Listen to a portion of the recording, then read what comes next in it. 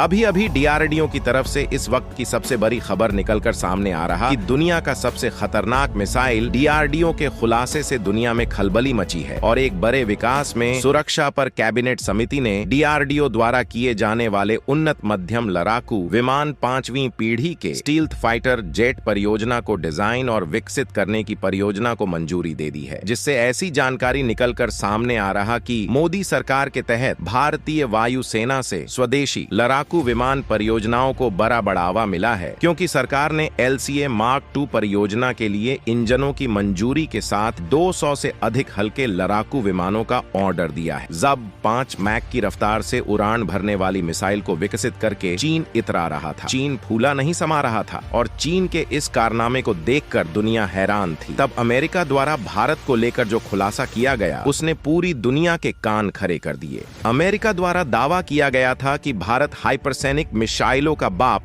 विकसित कर चुका है और अब डीआरडीओ ने इस बात पर मुहर लगा दी है। इसे किसी देश ने सोचा भी नहीं था और भारत के इस नए कदम से चीन, रूस और जर्मनी के भी होश ठिकाने लग गए हैं और जो पलक झपकते ही चीन को बैकफुट पर धकेल सकता है, आपको गर्व करना चाहिए। चीन, अमेरिका और यूरोपीय देशों को पीछे छोड़ते हुए डीआरडीओ ने एक ऐसी 5th जनरेशन के फाइटर जेट डेवलप करने जा रहा है जिसे सुनकर अपने आप पर गर्व महसूस होगा, क्योंकि एक तरफ जहां चीन और जर्मनी जैसे डेवलप देश आपस में मिलकर भारत के अर्जुन टैंक में इस्तेमाल होने वाले इंजन की सप्लाई बंद कर देते हैं, वहीं अब भारत की डीआरडीओ ने अपने कमाल को दिखाना शुरू कर दिया। और हाल ही में एक खबर सामने निकल कर आई कि भारत ने यह डिसीजन ले लिया है कि अभी तक जो दूसरे देशों से फाइटर जेट खरीदे जाते थे अब उनको नहीं खरीदा जाएगा और भारत की डीआरडीओ अब एडवांस टेक्नोलॉजी से लैस 5वीं पीढ़ी के फाइटर जेट को बना रही है, जहां इस खबर के फैलते ही चीन, जर्मनी और रूस की टेंशन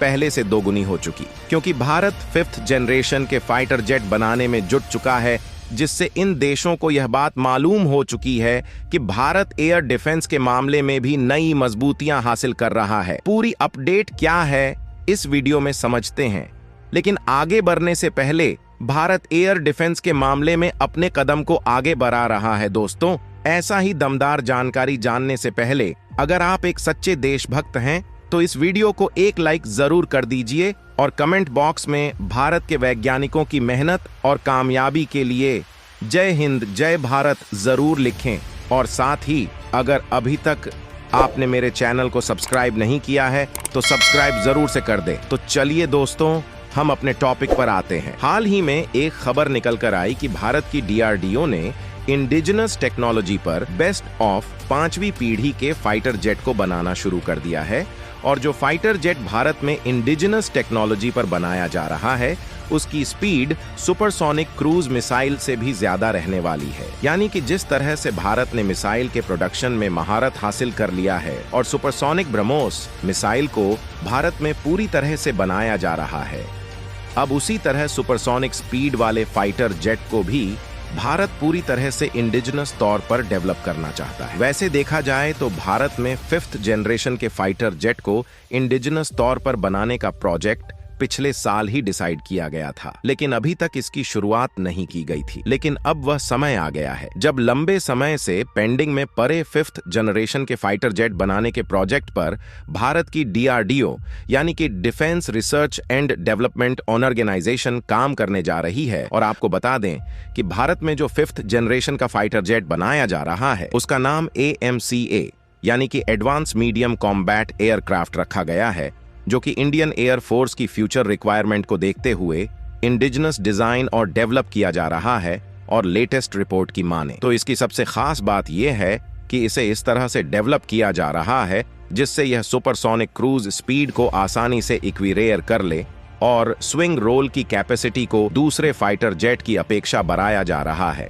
जहां इस प्रोजेक्ट की शुरुआत में 15,000 करोड़ रुपए का इन्वेस्टमेंट किया जा रहा है, जिससे 5वीं पीढ़ी के फाइटर जेट को पूरी तरह से स्वदेशी तौर पर बनाया जा सके। और अगर आपने पिछले कुछ दिनों की खबरों पर नोटिस किया होगा तो इसके अलावा भी कई सारे डिफेंस इक्विपमेंट का पूरी तरह से स्वदेशी तौर पर डेवलपमेंट भारत के डीआरडीओ और कल्याणी ग्रुप के द्वारा किया गया है, जिसमें यूज होने वाले सभी मशीनरी और इलेक्ट्रॉनिक कंपोनेंट भारत में खुद मैन्युफैक्चर किए गए, जो कि भारत की आत्मनिर्भरता के आगे बढ़ने का एक बहुत बड़ा उदाहरण है। और जैसे जैसे भारत डिफेंस सेक्टर में सेल्फ डिपेंडेंट होता जा रहा है, वैसे वैसे चीन, जर्मनी और रूस की चिंता बढ़ती जा रही है। क्योंकि देखा जाए तो भारत अभी तक ज्यादा से ज्यादा डिफेंस इक्विपमेंट फ्रांस, रूस और जर्मनी से खरीदता था, और भारत के अलावा भी जो ज्यादातर अफ्रीका, यूरोप और मिडिल ईस्ट के देश है, वह डिफेंस के मामले में जर्मनी और रूस पर ही डिपेंडेंट है।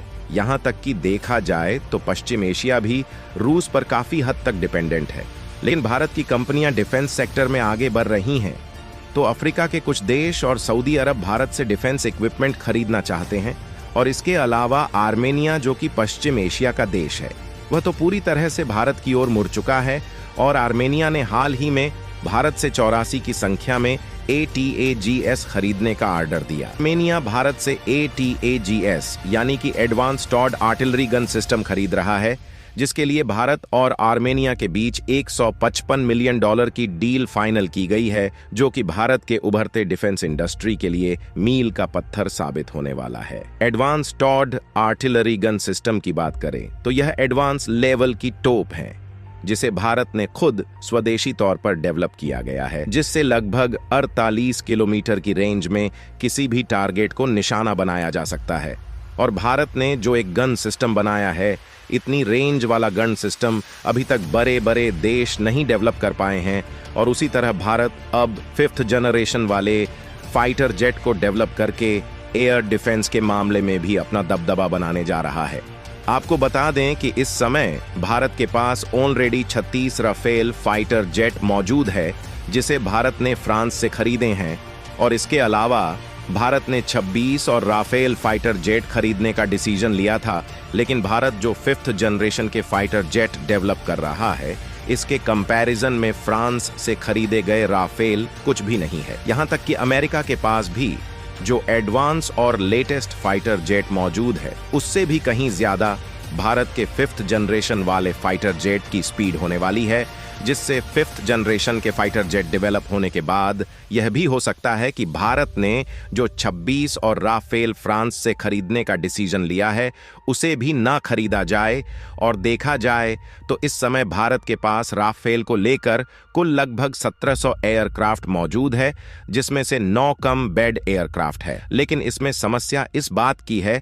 कि ज्यादातर एयरक्राफ्ट विदेश से ही खरीदे गए हैं। बहुत कम ही संख्या में कम ही ऐसे एयरक्राफ्ट हैं जो कि भारत में खुद डेवलप किए गए हैं। अगर बात करें तो इस समय केवल रशिया, चीन और अमेरिका जैसे चुनिंदा देशों के पास ही 5th जनरेशन वाली फाइटर जेट है। लेकिन भारत जो 5th जनरेशन वाला फाइटर जेट डेवलप कर रहा है, उसकी कैपेबिलिटी इन देशों में मौजूद फाइटर जेट की अपेक्षा कहीं ज्यादा है। वैसे तो 5th जनरेशन वाले फाइटर जेट बनाने की मंजूरी DRDO को मिल चुकी है, लेकिन DRDO इसे अकेले नहीं बनाने वाला, बल्कि इसे भारत की दिग्गज प्राइवेट जेट कंपनियों के सहयोग से बनाया जाएगा, जिसमें aeronautical development agency, Hindustan aeronautics limited के अलावा भी कुछ प्राइवेट कंपनियां शामिल रहने वाली हैं। इसके अलावा यह भी जानना जरूरी है कि इसे 2 फेज में डेवलप किया जाएगा। अगर पहले फेज की बात करें तो इसमें 40 की संख्या में AMC Mk1 फाइटर जेट्स को अमेरिकन इंजन GF 414 की सहायता से डेवलप किया जाएगा। और दूसरे फेज की बात करें तो इसमें शुरुआत में 150 और एडवांस फाइटर जेट डेवलप किए जाएंगे, जिसमें भारत में बनाए गए हाई थ्रस्टर वाले जेट इंजन का उपयोग किया जाएगा। और भारत जो नेक्स्ट जनरेशन वाले जेट इंजन को बनाने वाला है, उसे विदेशी कंपनी के साथ मिलकर बनाया जाएगा, जो कि जेट इंजन बनाने में पूरी तरह से माहिर हो। क्योंकि अगर भारत की कंपनियां पूरी तरह से खुद के बलबूते इंजन को मैन्युफैक्चर करती हैं, तो उसमें ज्यादा टाइम लग सकता है। बाकी आप लोग अपनी राय कमेंट में बताइए कि भारत में जनरेशन वाले फाइटर जेट को कब तक डेवलप कर पाएगा, और भारत की कंपनियां 5th जनरेशन वाले फाइटर जेट को स्वदेशी तौर पर डेवलप कर रही है। दोस्तों, आज बस इतना ही। भारत के वैज्ञानिकों की इस नई कामयाबी के लिए वीडियो को एक लाइक जरूर करें और अपने दोस्तों तक इस वीडियो को शेयर करें, ताकि उन्हें भी जानकारी मिल सके। और दोस्तों, मेरे वीडियो को देखते हैं लेकिन सब्सक्राइब नहीं करते हैं, प्लीज मेरे चैनल को सब्सक्राइब कर दें और बेल आइकन को ऑल पर सिलेक्ट करना बिल्कुल ना भूलें। मिलते हैं किसी और नॉलेजेबल वीडियो के साथ। वीडियो को अंत तक देखने के लिए बहुत बहुत धन्यवाद। जय श्री खाटू श्याम जी।